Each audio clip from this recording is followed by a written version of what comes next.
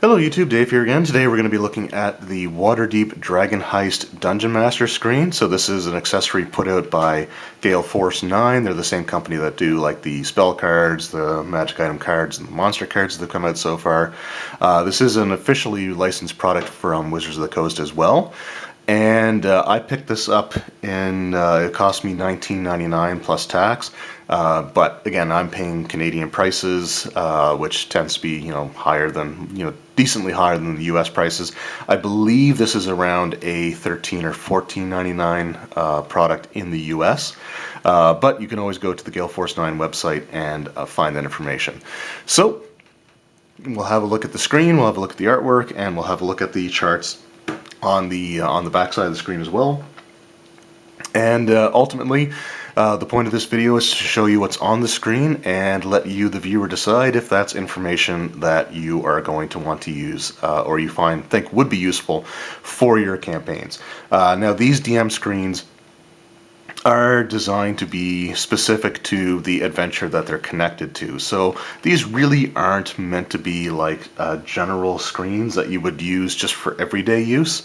So that is one thing to bear in mind. You really wouldn't want to get this screen unless you plan on running an adventure either in Waterdeep or if you're running the Waterdeep Dragon Heist adventure specifically. So the first thing we have here is just the paper insert that they put like the barcode and stuff on, and there's nothing on the other side of that. And as for the art on the outside of the screen, it's kind of a mixed bag. One of the things that I've noticed, and I noticed this in the Waterdeep Dragon Heist adventure as well, so we'll just kind of show some of the panels here.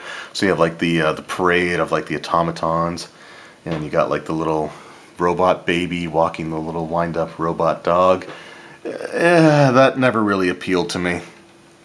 Although I do think it is kind of funny, the shield guardian trying to pass this terrified looking girl a flower.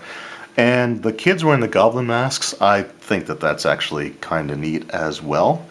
And then on the outside panel here, you have, again, a bunch of kids looking at, or a couple of kids, I shouldn't say a bunch, but a couple of kids looking at one of the guardian statues off in the distance.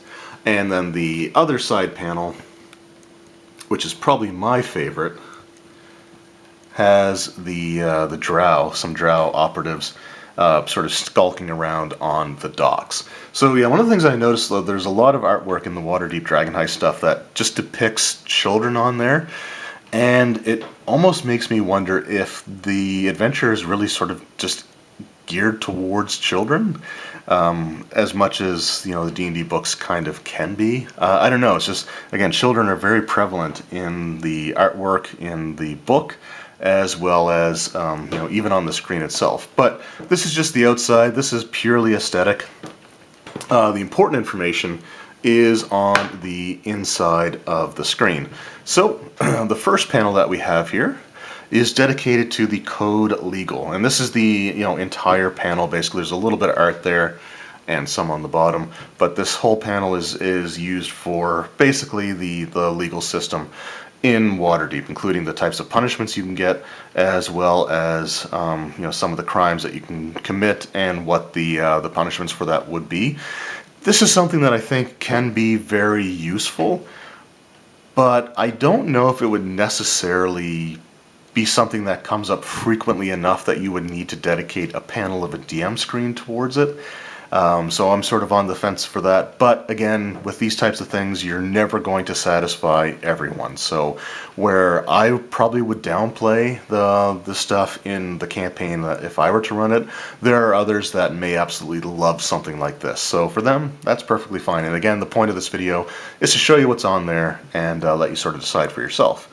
The second panel is dedicated to day and nighttime scenes for what you can encounter in the city.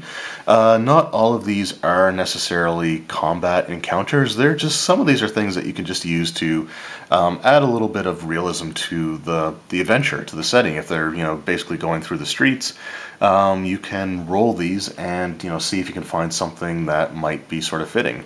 Like the first one, I actually kind of think is funny. You have a drunk dwarf that stumbles, falls down, and picks himself back up, but drops a pouch containing 1d6 silver pieces as he staggers away. So there's just kind of neat stuff like that, and some of them you do see like bold words on there, so they could potentially lead to an encounter, and those bold characters tell you which stat blocks you would be using. So a Waterdeepian noble, I'm looking at 33 through 36. So a Waterdeepian noble strolls down the street, accompanied by an overburdened valet and 16 guards in the noble's employ. So again, a lot of these are just things to add flavor, but there are ones that can be, combat related as well. So over here on the nighttime scenes, 61 through 64 has like an Otyug bursting up through the, excuse me, bursting up out of the sewer, like bursting out through a sewer grate and attempting to attack the players. You got some giant rats that can, pop out, with the chance that some of these are actually like were-rats. There's Kenku. So the nighttime ones obviously are more likely to lead to actual encounters, but again, this is something that could be pretty useful overall. So I don't really mind this as much, and I would see myself actually getting some use out of these items on there. Now the next chart, or the next panel, has places to go. So these are just lists of things like, you have the list of inns and boarding houses, as well as which ward they're in, the name of them, and the quality of rooms that you can find there. So, for example, the castle ward, if you go to the Jade Jug, the best room you're going to find there is poor quality. But again, it's something that could be useful. I like the day-to-day expenses chart. This is something that you can find in like the player's handbook, but in an urban-based adventure where the characters are spending days, weeks, if not months in-game between sections of the adventure, then this is something that is going to come in very handy in order to basically, again, just, they have to earn their place, they have to earn their keep, they have to spend money on certain things. So it's something that, again, would be kind of useful. My one criticism, I would say, with this is having it by day is fine, but I would almost like to see it expanded out to, data or like cost of living expenses. Have it like day to day, and then maybe have something like for a full 10-day or a full month. Just stuff like that. Again, it's not necessarily going to be difficult calculations to do, but again, part of a chart is convenience. So if you're looking at weeks or 10 days as it is in the Forgotten Realms, it might be better to have something like that, or even months, especially months, would be, again, nice to have something just to have at a glance. But again, that's a nitpick at best, so I wouldn't hold that information not being on there against the screen. And like I said, I think that the day-to-day expenses column, again, is something that would be very useful in the confines of this urban-based campaign. You also have the taverns and fest halls, so they're separate from like the inns and boarding houses. And again, you got where they're located, the name of them, as well as the quality that you can find there. And then we have our final panel, which has probably my favorite chart on there of all the charts that I've seen on some of these DM screens, and that is the pickpocketed items chart. I absolutely love this, and I'm going to be honest, I would copy this list and I would use it in pretty much any campaign that I run. I think this is really, really great. So you have just a percentile chart of the things that someone using the sleight of hand check could successfully pickpocket. So you have some, again, sort of mundane things like a candle, comb or brush, ball of twine, key, laundry ticket.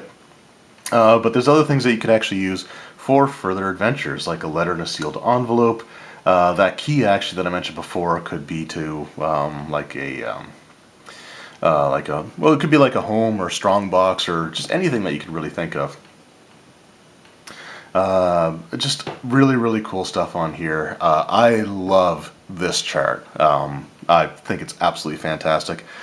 And then you have the broadsheets. So these looks like, locations that they can go to, or not locations, but I guess they're like sort of newspapers, almost. So you have like the anklet, which is aimed at conservative noblewomen who demands are the very height of good taste and literate fare. So these are basically, yeah, these are like the newspapers, which is cool, although the Waterdeep Wazoo is kind of, I think that's grasping a little too much at humor, trying to be funny, but again, still something that's kind of cool to have on there. And probably, again, something that I would consider using. These papers could be a source of information for the players, or you could have criminal elements printing essentially articles that are code for certain things in there as well. So I think, again, that would be something that would be pretty cool to have. So overall, I think that this is a pretty decent DM screen. Obviously, again, with these types of things, there's always going to be changes that people are going to want to make. For example, I would probably not have the code legal on there and put something else maybe in its place. The leading thing that I would probably put on there would be a map of the city with numbers, points of interest numbered on there, and a list given of what they are. But again, overall, not a bad DM screen. Certainly not the worst one that I've seen for these different adventures. So I think that if you were going to be running either the Waterdeep Dragon Heist adventure or in a campaign set in the city of Waterdeep itself, I think that this is something that you could get a decent amount of use out of. I think that there is some good stuff on there. Again, the Pickpocket chart is probably one of my favorite things that I've ever seen on any of these screens. So I'm glad that I have it in my collection. I don't know if it necessarily changes my opinion on the Waterdeep Dragon Heist adventure or makes me want to run it anymore, but I think it's a pretty decent screen overall, aside from a couple of, admittedly minor nitpicks on my part. But for anyone watching, if you have this screen and you're running the adventure, let me know how useful this screen has been for your campaign. How often have you consulted the charts? How many times have you used the city scenes? Have you had to reference the legal code and found that having it on the screen was immensely useful? Same thing for the places to go. Have you used the broadsheets, like the newspaper services or things along those lines? Or have you been able to make use of that awesome pickpocketed items chart? Let me know. I'd really love to know from people that have been using this, if anyone that's been using this is watching this video. Anyway, thank you guys very much for watching. I hope you enjoyed the video, and I will see you next time. Take care.